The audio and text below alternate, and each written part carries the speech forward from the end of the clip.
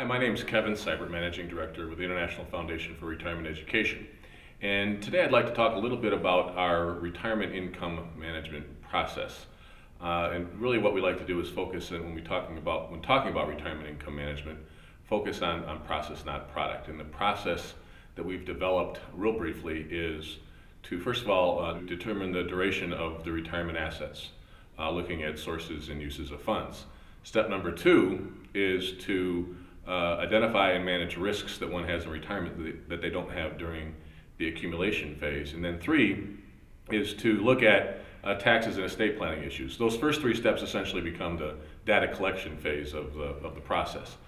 Once we've identified if there are any gaps, we certainly want to look at ways of addressing those gaps. So step four is actually to look at options for addressing retirement income gaps.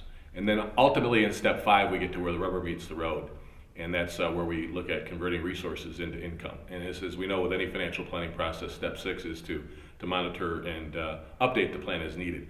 That, by the way, is really important in retirement income management, because more than likely, what a client says they're going to do and what they actually do there could be a huge difference. And when in those first 5 years, they say they're going to spend X and they spend Y and Y is more, even though that may just have a small impact in the first few years of retirement, if you're not making adjustments right then, it can have a huge impact by the time they get to the end of retirement. So we really want to encourage advisors to spend a lot of time updating and monitoring the plan within those first 5 or 10 years. I really want to focus just for a few minutes on step four. I think it's an important interim step before you convert resources into income, to look at what's on the table and what's off the table, what the client might be willing to do and not willing to do as it relates to converting resources into income. When you do this, you can then address any particular objections they may have and know what they're comfortable with before you actually make your recommendations. So within that step four, addressing options for filling the gaps, if there are gaps, we want to start by first of all probably always looking at repositioning assets, but realize that's not a silver bullet solution. You're not going to turn if the money is going to last 20 years and it needs to last 30 years, you're not going to turn 20 years into 30 just by repositioning assets. But it's always a good place to start. Step number two is then looking at guaranteed income solutions to fill essential needs, and we think that's an important part of where the product meets the process today to help clients allow their money to last longer, as well as guaranteeing income to meet those essential needs.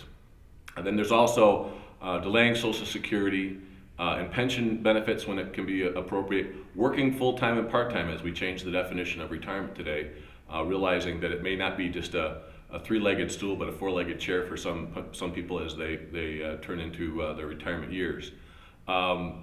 Spending less is something that they're probably not going to be willing to do, but just as saving has the biggest impact on how much money they're going to have in retirement, how they spend it is going to have the biggest impact on how long that money is going to last. So that's certainly an important way of making their money last longer, and they just have to look at what their definition of retirement is going to be. Saving more, if they're going to work longer, certainly they can save a little bit more, and so when you do one thing, generally you can look at other things. Working more generally means delaying Social Security. It also means saving more. And the last option certainly is to look at home equity. And I think this is something that we should be looking at. It's not an asset that you have today, and we're not talking about taking money out of the home and putting it in the stock market. Certainly, we're talking about considering the fact that when a client may downsize someday in the future, when they're 70s or 75, if they have a $500,000 or $600,000 home and they decide to downsize and purchase a $400,000 home, does that allow them to free up an additional $100,000 or $200,000 of equity? Just that one idea could be the very thing that allows you to tell them that they can retire today versus 1 or 2 years from now. So that again becomes, I think, an important part of looking at the overall resources that a client has on a holistic basis.